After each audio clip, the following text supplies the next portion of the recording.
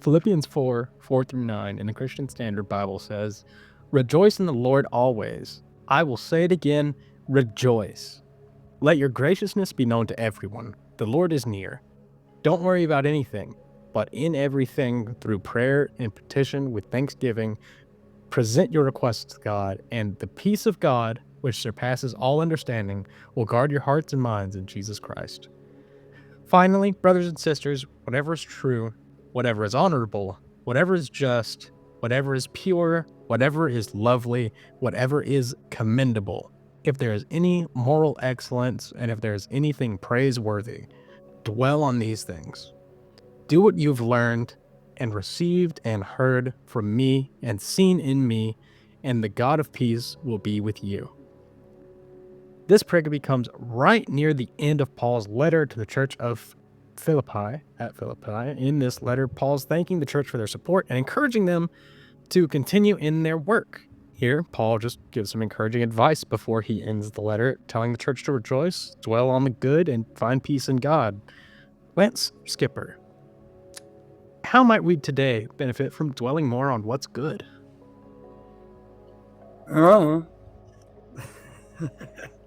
I think it's pretty simple, man. Dwelling on what good is dwelling on what really matters. A, my salvation, B, my family, and then everything will flow out of that. He's right. Yeah. Wise man.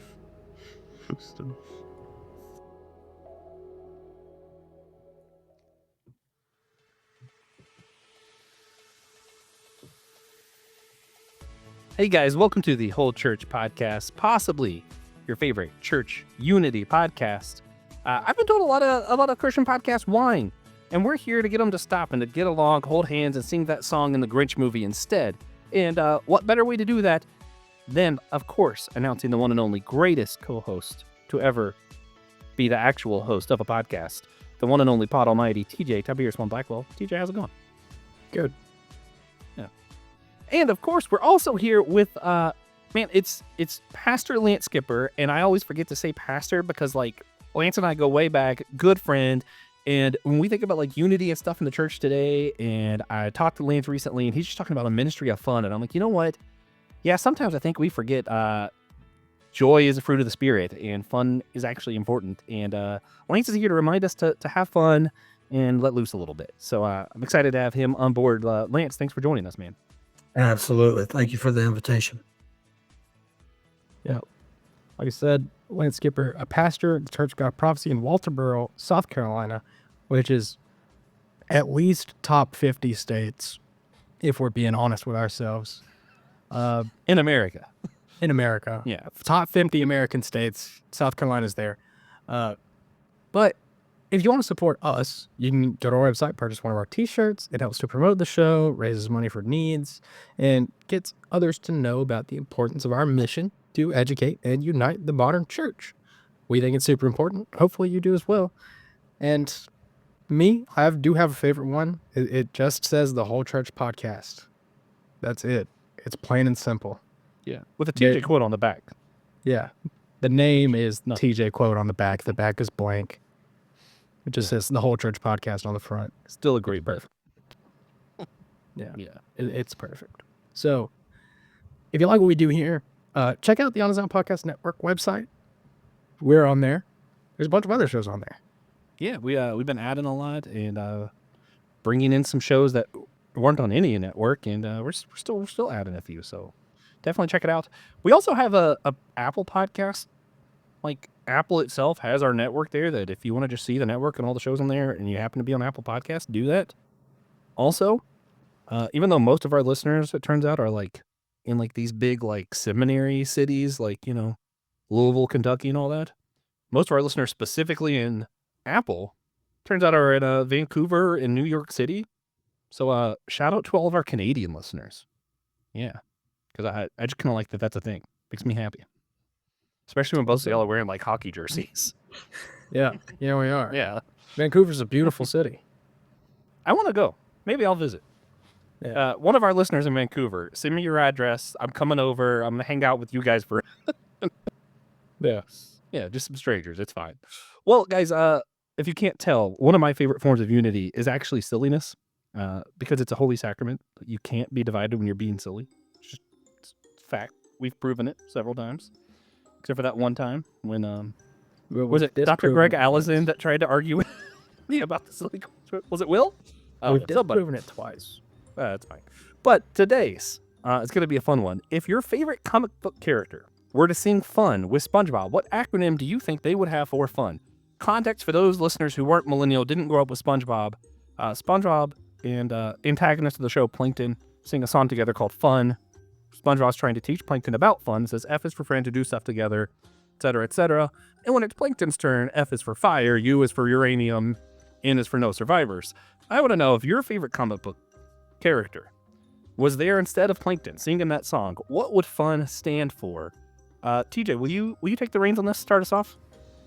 Yeah, I'm glad you said it that way, because the harder part of this question was deciding who my favorite comic book character is. Yeah. I landed on Kyle Rayner. Who's that? Green Lantern. What? Oh, yeah, I knew that. My bad. My brain. Talking about? I'm not good. I had a long work day. You did But too. so did I. We have the same job.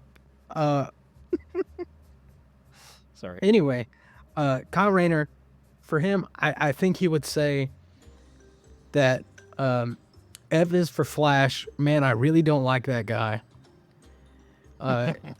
U is for unbelievable artistry. And N is for now can I finally stop being this galaxy's cop. Yeah. Well, for myself, I hate how stereotypical my favorite comic book character is, but it is Captain America. For the record, though, he's been my favorite for a really long time, to the extent that I have a hat that I had to sew on the patch myself for the Captain America, because no one knew who he was when he was my favorite. And then the MCU happened. And now it's everybody's like, oh, Cap or Iron Man. Y'all don't even know. You didn't know the struggle. I feel like I'm trying to be hipster. I need to stop. But I think Steve Rogers, Captain America, F is for freedom, obviously. U is for United We Stand. And I think N still stands for anywhere and anytime at all. For those who don't know, Captain America's even stood up against the government when they tried to belittle others or have stuff like that, because he says, no, freedom is for everyone. And that's why he's my favorite. So works out pretty well. I'm not going to go on a Captain America rant. I'm going to fight the urge and let Lance tell us his favorite comic book character and what fun stands for.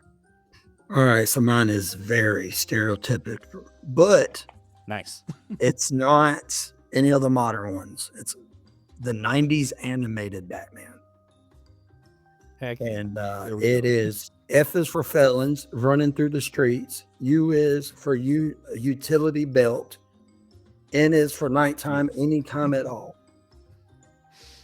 incredible. Oh, man. Sometimes Way I think we scary. invite guests that are way too smart on. during the day. Is it, though? Yes. I feel like I see him during the... Well, that's true. If you see him during the day, he's probably leading the Justice League, and Superman's not far behind. Yeah, it's What a if it much just bigger problem. What if it just automatically turns night, even if it's like 12 in the afternoon? That should be part of his powers. up. That's something they'll probably end up doing in the absolute The next Batman Absolute. run. Absolute Batman. Yeah. Also, I just I feel like, not to get like theology annoying here, but it's the same problem of the Psalms, where people are like, why are all these Psalms about judgment? And it's like, well, actually, if you're living like righteous, like the Psalms about judgment are a good thing. You want judgment because that means justice. I think same thing with Batman. Batman's not really scary if you're doing good. It's only scary if you're a bad guy. Yeah, I see that. But Anyway, I'm still worried about something if I see Batman in broad daylight. that's true. He's not there for no reason. Yeah, something is That horribly somewhere. Fair. But Fair. Lance, it's been a while since you've been on our show. Probably like 5 years. Wait, really? It's it been been a that long long? longer. Man, that's crazy. Might have been 6 years. It's been a very long time. But would you mind catching our listeners up on you and what you've been up to, personally Walterboro Lee, family wise? What's know been what it going is? on in the life of Lance? I think it's because last time Lance, like the first time Lance was on the show, he crushed the too long didn't listen thing so hard that no one else has ever beat the record. So it's like he already won the whole church podcast, you know? Yeah, Yeah. that was a long time ago. Yeah, very long. Yeah. Yeah. So I moved to Walterboro. I'm full-time pastoring, pastored in Aiken for 10 years, and I was bivocational and got married and have 4 kids. So we moved here in August to Walterboro Church of God of Prophecy, and it's just the greatest place on earth. It's the greatest people, the greatest church. Um, so really, that's what it's been. It's just been getting here and getting to know the people and getting to know the church and just enjoying it. Yeah. Yeah, His and church just- is better than yours. So just if y'all are wondering, church unity, but you do have to admit, you know, their church Yeah, is just- Lance. Just in case someone is trying to connect the dots, they did not have 4 kids in the past 5 years. That's not that's not how that happened. But you know, Yeah, I didn't even think about that because, like, I don't know, just like it's Lance. You know, everything that happens in Lance's life is just normal to me because I at least keep up on Facebook. Stuff just happens, man. yeah, stuff just happens. Just like How is that? Yeah. How is the family life? Has that been like easy adjustment for you? Do you feel like you were just like a natural dad, or yeah, it was super easy. Yeah, it was super easy because it's just at the end of the day, everything's simple. If you just listen and love, it just everything falls together. Um, I, you know, Yeah. I'm never going to be able to make a kid be what I want them to be, but if I can help them and love them, and turns out pretty even. yeah? Sorry, this is a little bit of a side tangent, but like I know a lot of people talk about how their perspective of God changed when they have a kid because it's like God the Father, and it's like once you're a dad, that's like a whole nother connection point. Did you have anything like that? Like, because you were just kind of like, boom, you're a dad. No, No, not for man. I wish I was a deeper thinker. nah, it's good sometimes.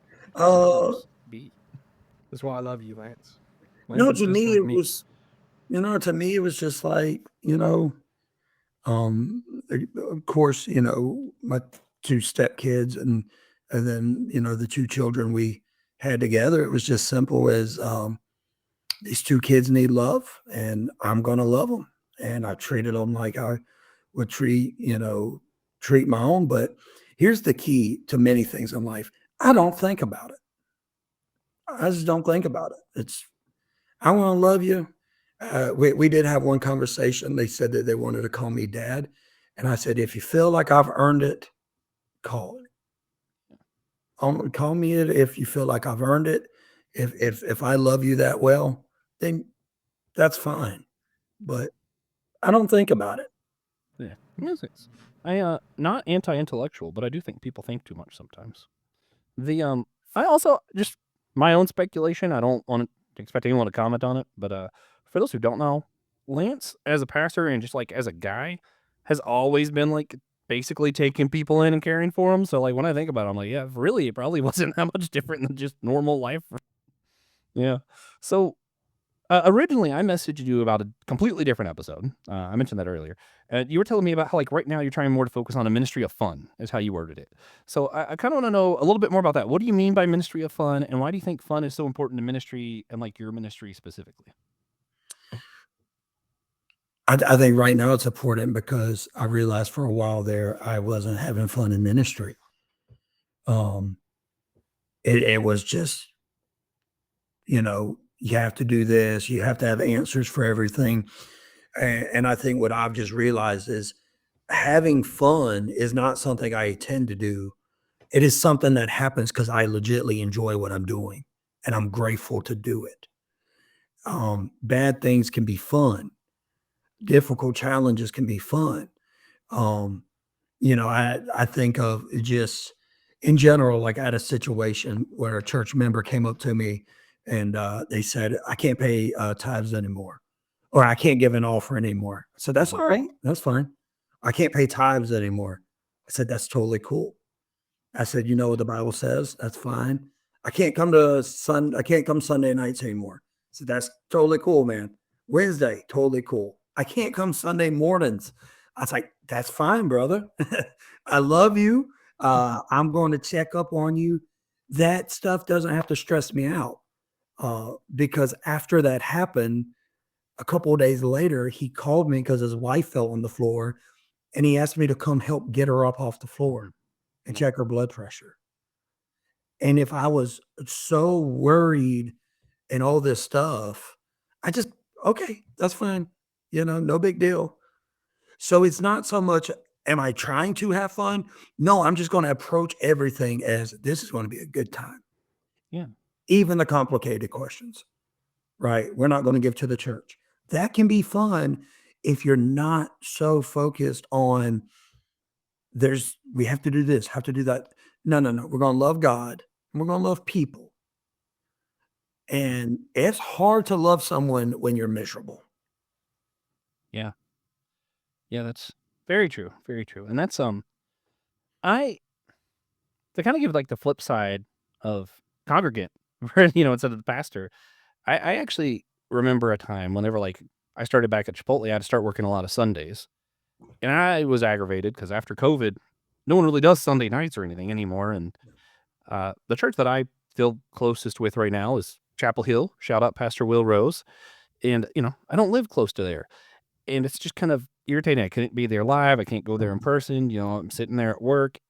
And the main reason I'm sitting there is because everybody else wants to go to church. So nobody wants to be at work. And I'm like, "Ah, this sucks." And I got really aggravated at it. And then one day I was like, actually, it's kind of a really good thing that so many people at my work just want to be at church. So I Yeah. just, stopped being negative about it, found a way to help. I put the sermons up on the podcast. I do what I can for my church from a distance online. And it's like not ideal, but, it really helps to change your mindset from, oh, I'm aggravated, everybody wants to go to church, to sweet, so many people at my work want to go to church. Yeah. And if I'm fast enough getting out of work on Sundays, sometimes I can still make it for fellowship. Still. Oh, yeah. Man, They'll those be in good there old till country 4 churches o'clock. are great. Yeah. That's Well, true. well, church, to me, church isn't something that, it's not like going to a ball game, right?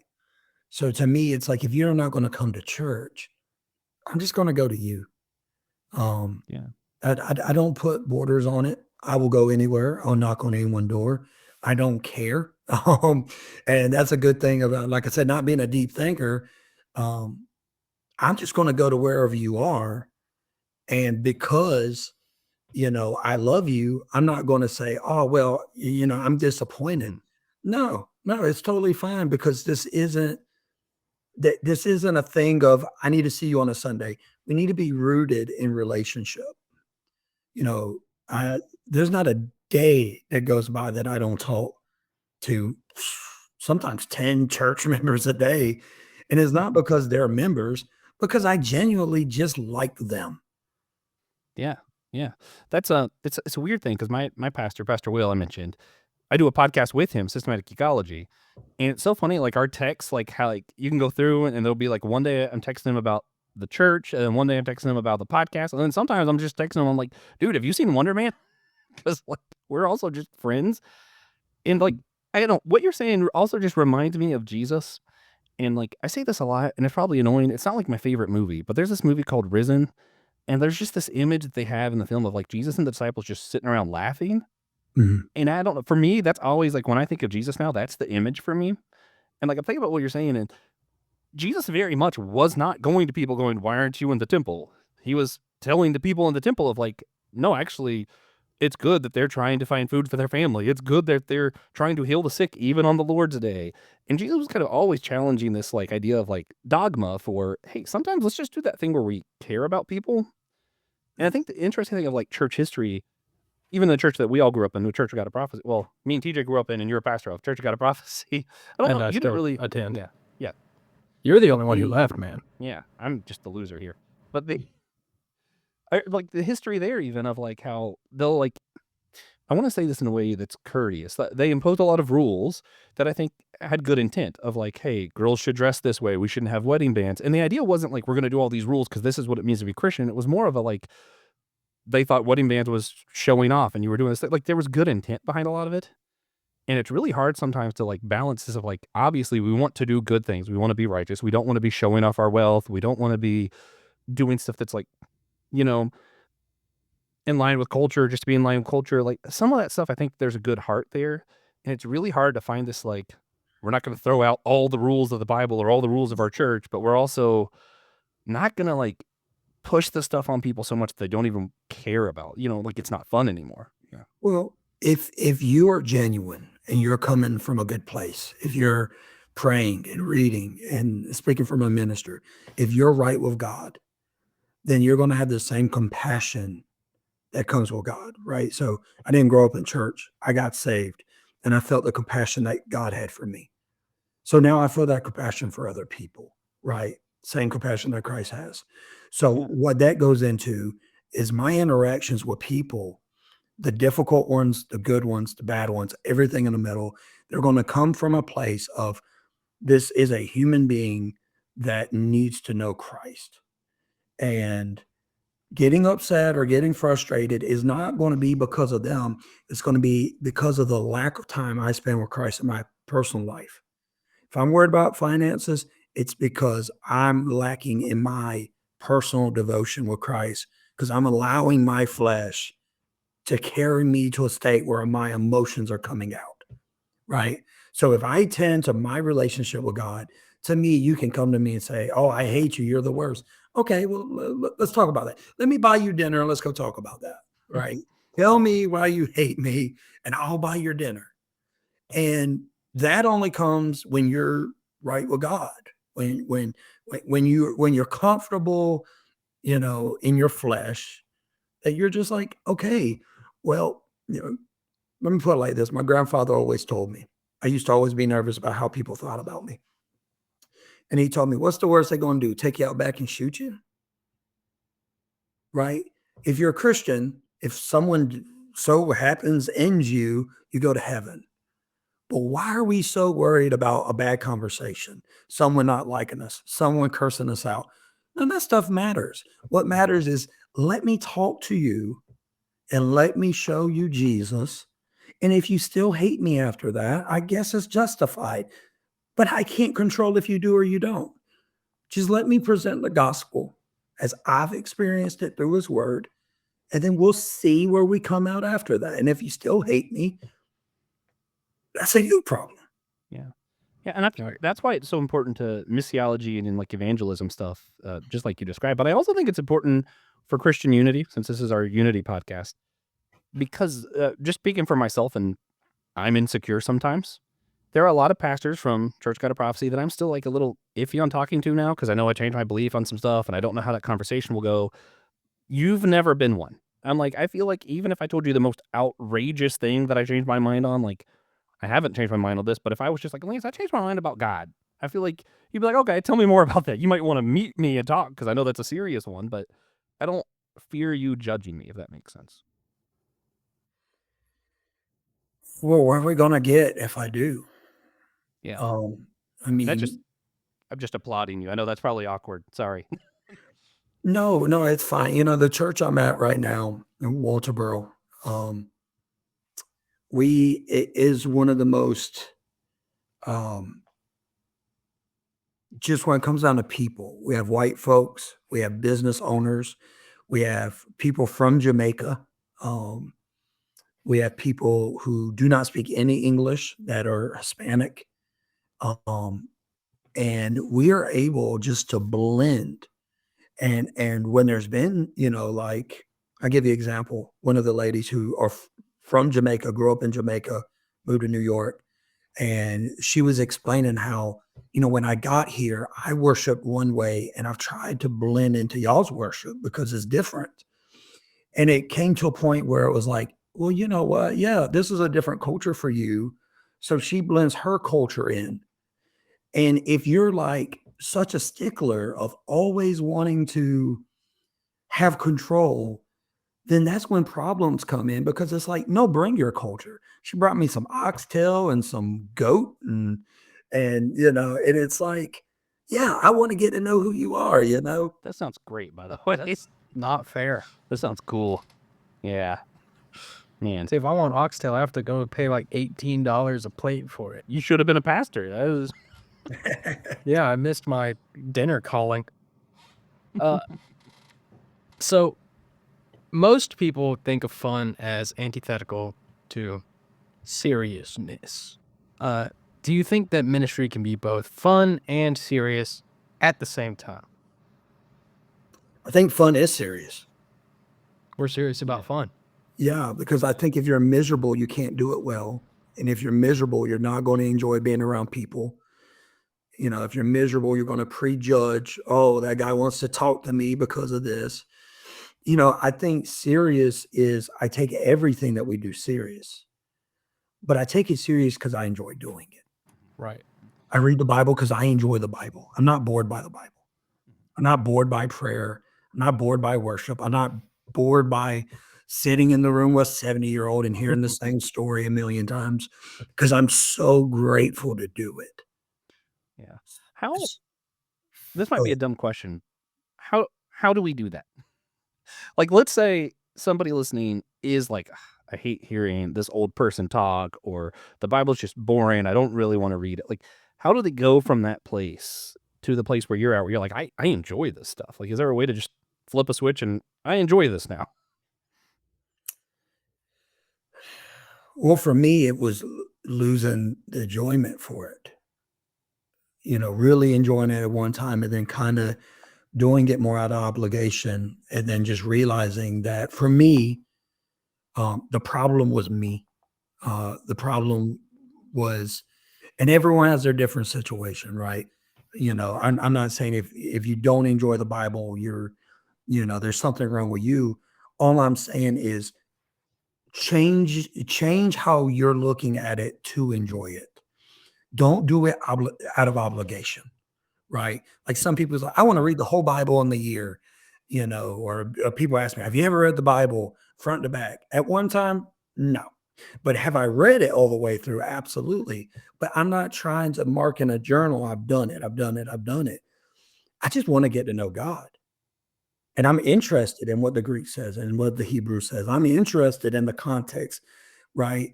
And to me, it's almost like, think of like the worst thing that could happen. Your wife gets on your nerves, right? Drives you nuts. Never. You wouldn't feel like, you wouldn't feel that way if she passed away. Yeah. You'd rather live the worst argument you ever had every single day than if she was gone. Well, what changed? Your perspective, right?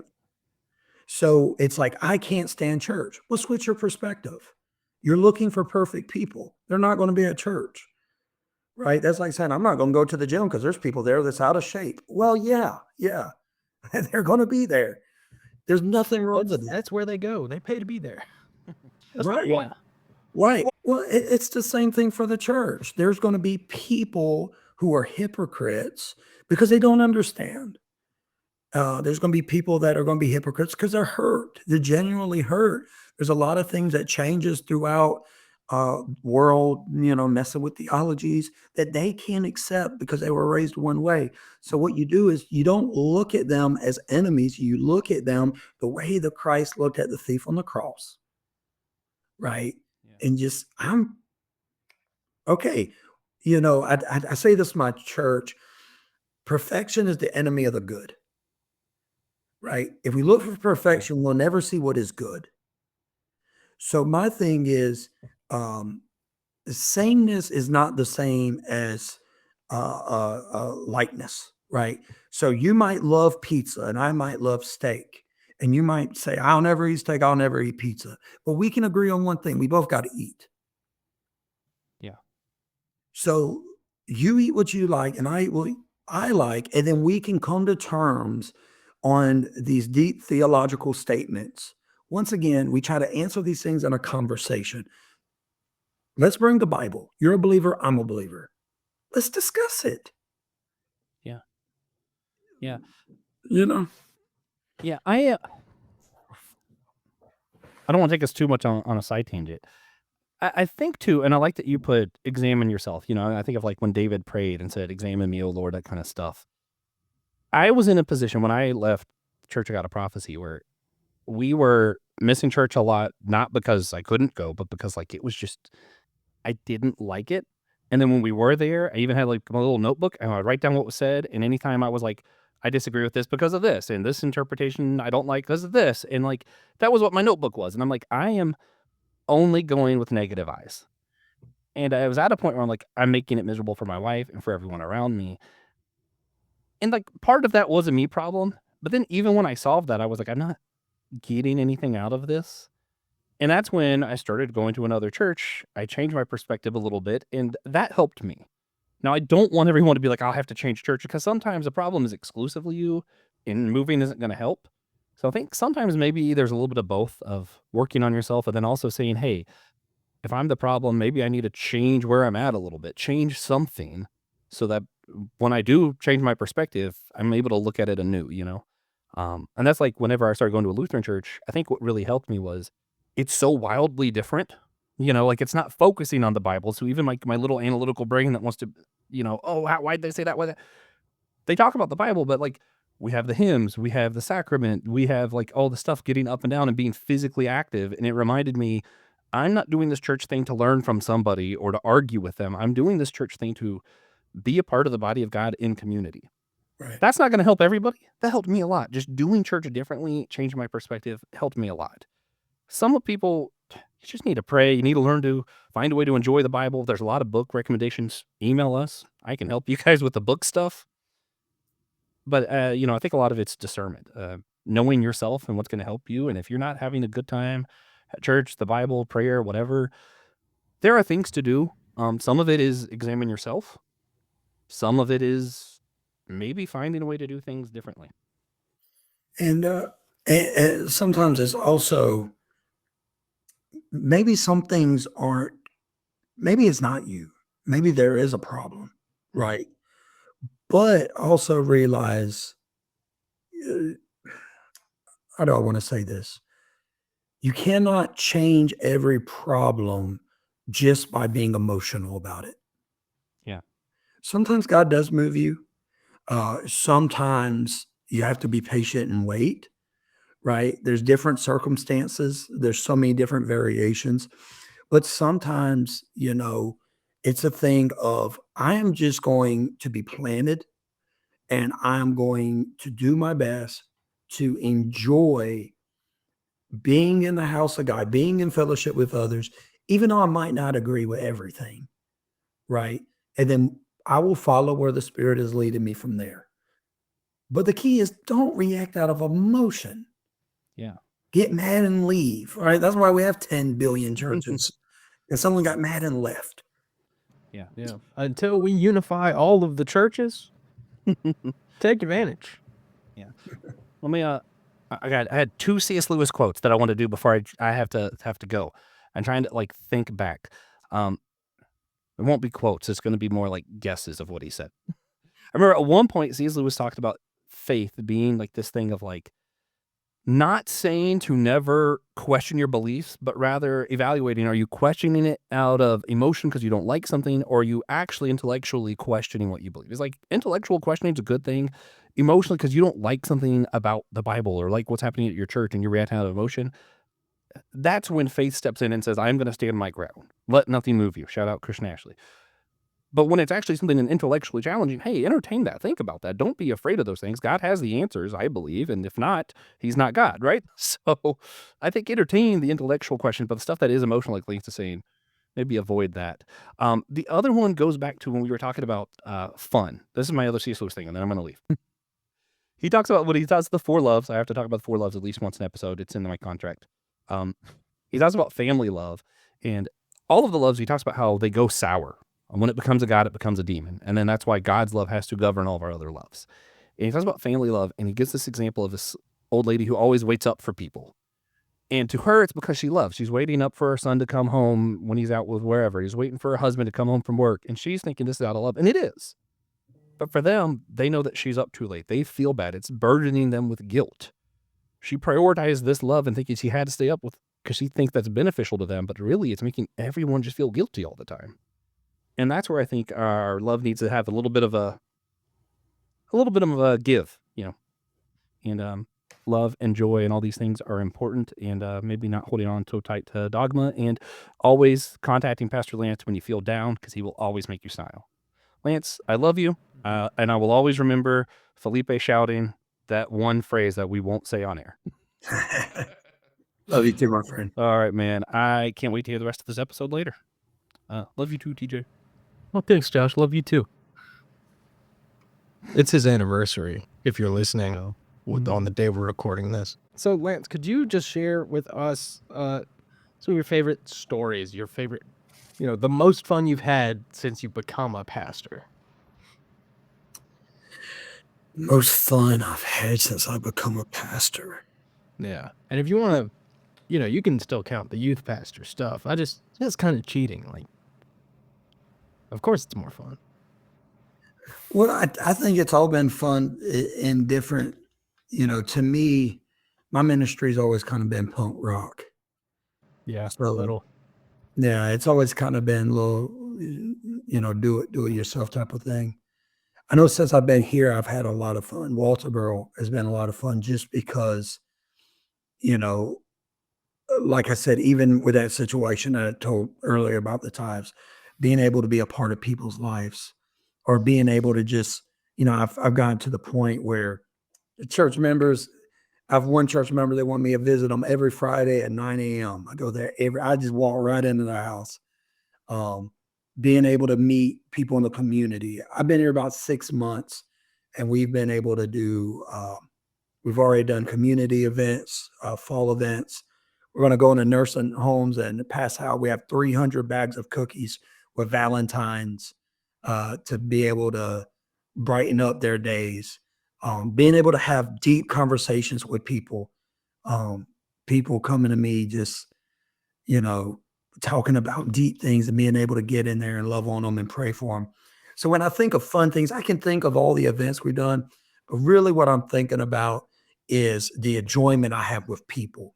Like this one guy, I'm not going to say his name, even though he wouldn't mind. We're doing a petting zoo for the fall festival, and he was bringing a donkey. He couldn't get the donkey on the trailer. So my man walked this donkey 2 miles down the road to the church. And then we wrestled that donkey to get back on the trailer. And why did he do it? He said all the neighborhood kids was petting the donkey and all that stuff. He said, man, a 2 mile walk was worth it for those kids to enjoy being able to pet that donkey.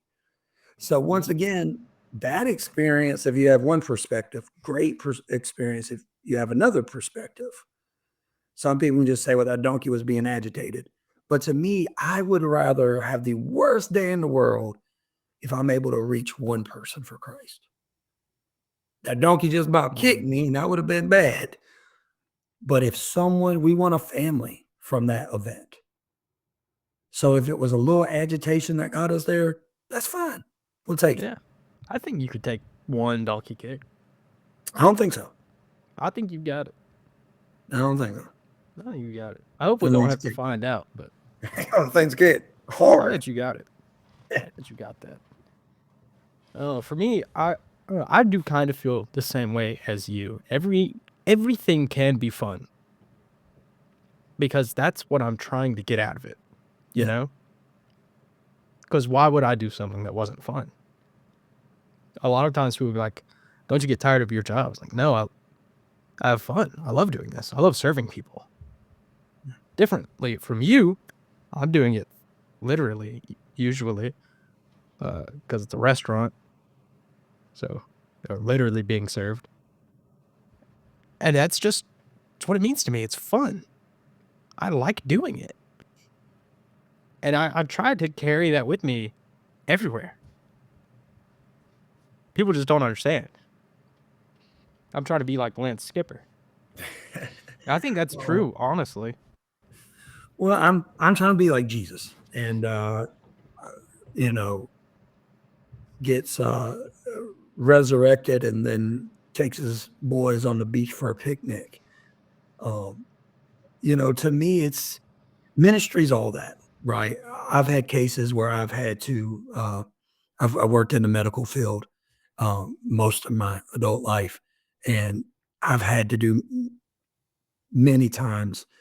I found church members passed out and call 911, stay all night in the hospital, then go preach. Or there's been times I cooked for church members.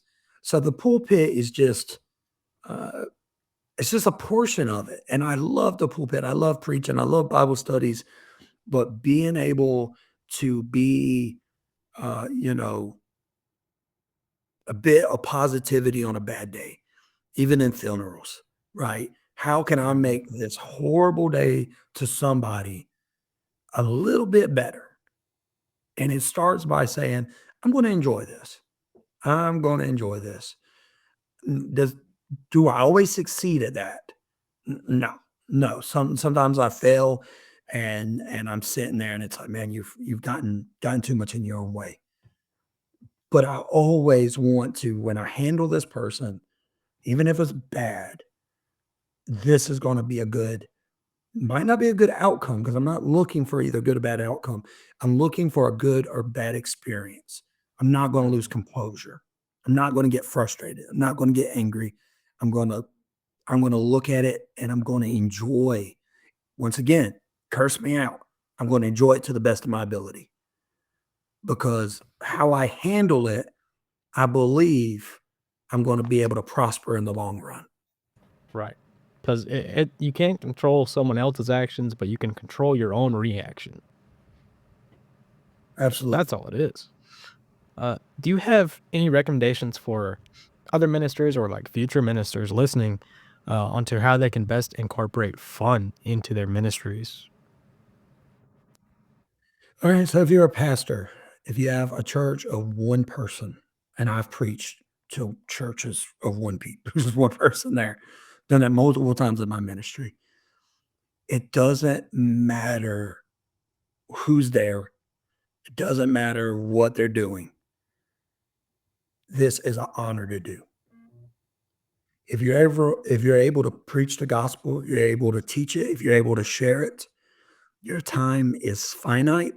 It will not last forever. Enjoy every moment of it. Be grateful for every moment of it because the time's going to pass by and those people that you always counted on being there, they're going to pass away or they're going to move on. Enjoy every minute of it. And I'm saying that from my heart because if you get so focused on the business end of worrying about how the church is going to pay their power bill or who's there, who's not, who's volunteering, who isn't, you're going to miss being in the room with the people that you love, enjoying the one thing that brings us all together, and that is Jesus Christ.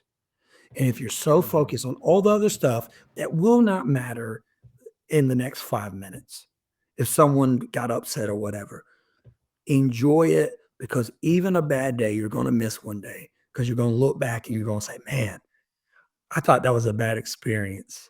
This one time, it was a Sunday night. One person showed up. 69-year-old woman showed up. And when we got done, you know what we did? We went to the movies and watched a DreamWorks movie. Just Sure. me and this 69-year-old woman. Yeah. You do that a lot, man. It's fun, man. You do that a lot. You do that a lot. Let's You're enjoy. one person at some church event, and you're like, "Let's go to the movies, man." Hey man, let's preach this thing. Let's go enjoy. Let's go fellowship. We don't do that enough. Yeah. And then it's like, well, people don't want to go to my church. Are you miserable? Like, how can we talk about good news and then yell about how things are bad all the time? The church Right. ain't what it used to be. That might be your church. My church is great. Right. And even when my church has been down, it's been great because I'm not going to view it through that lens because I want to enjoy it when I go back. If one person shows up, that's still one person that decided to be there. Right. And that's all that matters. If one person listened to you, you're not entitled to that. One person gave you the time for you to share the gospel. You're not entitled to that. So soak it in. Soak it in and enjoy it. Because it's Yeah. priceless. And then go watch a movie. Go watch a movie. Go out eat. Just don't go home. Be a part. Yeah, we did that We- at a state convention one time.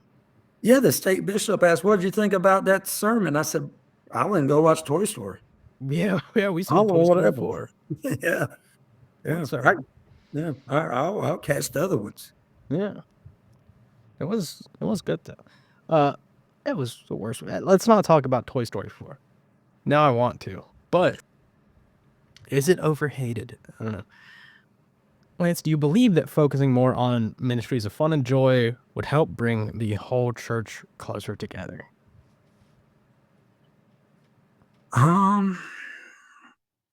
Yes, but I think it's once again we lived in a charged culture, right? I have to assume that there's people in my church that are Republican, people that's in my church are Democrat. I have to assume that there are broad groups of people. So what do you do in that situation? You focus on what you have in common, and that's Jesus Christ. And if you can talk about Jesus Christ and that not bring joy to your heart, then why are you talking about Jesus Christ? If you're talking about Christ and you're angry and you're mad and everything is horrible and the church and the country is horrible and everything's burning and we just need to start all over. Guys, spoiler alert, if you haven't read the Bible, we win at the end. Everything's going to be okay. But what people need from believers is for us to be believers. For us not to live in fear, for us not to live in emotion and anger and want to win every debate. Because marriage will teach you this. Being right is not always right. Sometimes you just need to just be quiet, allow people to say their piece, and then love them. Love them, love them, love them. Let them know that Christ loves them. I don't have to be right. Because at the end of the day, I know the Bible's right, and you're not going to change my mind on that. But as long as you're willing to work with me and talk with me and be with me, so the question of that is, to me, it's all perspective. Will it bring the church together? Well, if you walk into a room and everyone's happy, doesn't that make you want to stay in the room? Mm-hmm. Typically. Mm-hmm. If a church is a happy, fun, joyful environment where we can even handle conflicts with fun, where we can walk away from this bad boy and hug each other, that's the type of environment I want to be around. I don't want people yelling and screaming and your theology is messed up. Well, it might be, but that can change. Yeah. It can't change if we run people away. Right. And we can still stand on truth. Contrary to popular belief, there can be correction done in a loving way. Yeah. Yep. It's just there's a lot of people that are too focused on negative feedback. Negative feedback, that's not helpful, man. That's not helpful. But there's one thing that we always do, and this is one of the few things that hasn't changed since the last time you were on the show. But we still do our God moment. Talk about a moment in our lives where we saw God recently, whether it's a blessing or a challenge or mode of worship or whatever it is, you saw God there in your life. And I always make Josh go first. So he got out of it this time. he got me this time. So I'll go. I just have been extremely fortunate these past few days, with the snowstorm, all of that. God provides. I haven't lost power. I lost internet for a little while. Who cares? I was warm and I didn't go hungry. That's all I can ask for. And I have a friend who is a teacher for deaf and blind kids in Spartanburg. And he, because of the snow days, got some time off and he's just decided to come spend it with us in our apartment. I think that's awesome. I think it's great that God is allowing us to have these kinds of experiences at this point in our lives. Because I know people my age who have, two maybe 3 kids, wife, child. They were always busy. And I'm blessed that God allows each of us to live our lives in their own ways. And I wouldn't trade mine for anything. That's just where I see him is every day. I'm just blessed to be alive the way I am alive. So, Lance, do you have a God moment for me and for our listeners and for Josh eventually when he edits this? I think one moment that stands out in my mind is it was a couple of weeks ago. I had a knock on the door. It was a church member who brought me and my family on a trailer and a tire deep freezer full of deer. And they didn't just give us the deer, they gave us the whole freezer. And that was, to me, unbelievably just lovely. Just getting phone calls, stuff a lot of times I used to not appreciate, but someone calling, "Hey, Pastor, I just want to check on you, see how you're doing." Those little things mean so much to me, and I see God in them because if they're treating me well, then I know they're treating other people well. Because a lot of times, anyone you could treat bad is your pastor because they can't say nothing. But man, I am grateful for Christ loving people. Because if you can love Christ first, you can love anybody. And here at the Walterboro Church, these people are so loving. I can't tell you since I've been here, seeing church members go out and fix people's cars, patch their tire go flat, patch it before they get back at the end of service. So I'm grateful seeing Christ work in the people of the Walterboro Church of God of Prophecy.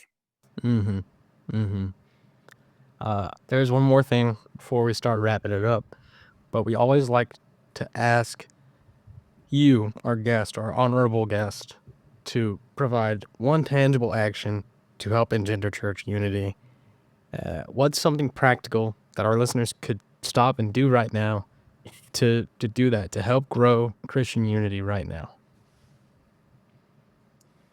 Don't always try to be right. If people are talking to you, listen to have a conversation, not to answer. So if we all approach this thing knowing that, there's open hand, closed hand, there's certain things that we have to agree on, right? If you say Christ is not the Son of God, he is not 100% God, 100% flesh, you lost me, G. We're different. Yeah. But if you come to me and you have more open hand thing, the